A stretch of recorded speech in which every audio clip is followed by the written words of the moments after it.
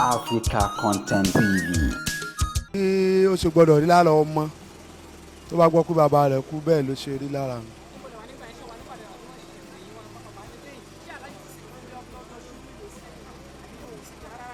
àṣà dúpẹ́ lọ́dọ̀ Ọlọ́run pé wọ́n gúnlẹ̀ láyọ̀. A bá ń sọ pé wọ́n síkì wọ́n ṣe kinní kan campaign after election Ọlọ́run ti ṣe ní tí ó ṣe. Gbogbo yín màá mí sí àìgbésí ayé mi lára wọn.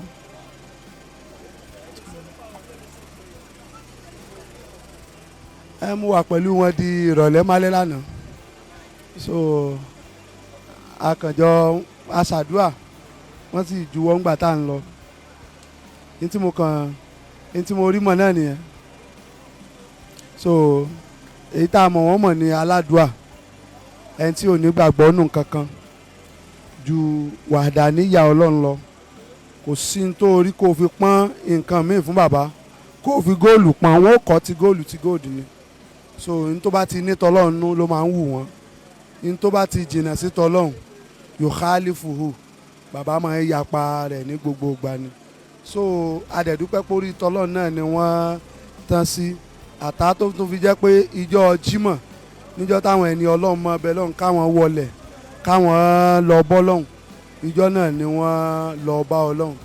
So a ṣàdúrà sọ́lọ́run kó bá wa tẹ́wọ́ gbà wọ́n gẹ́gẹ́ bá wa ti mọ̀ wọ́n lẹ́ni eré kọ́lọ́ náà bá wa ṣe wọ́n níṣe ẹni eré lọ́hùn kó mójú kúrò láṣìṣe wọn.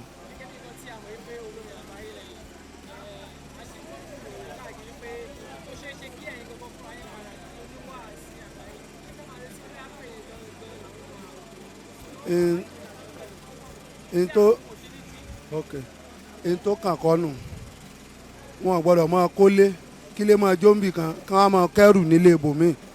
So n tó kàn kọ́hún n tó kàn Ọlọ́run lóye kọ́lọ́run ó máa gáìdì ẹnì kọ̀ọ̀kan wa. Mi èé so lórin tẹ́lẹ̀tẹ́lẹ̀ oníwàásí ni mí lálùbáríkà bàbá láti tipẹ́tipẹ́ wá.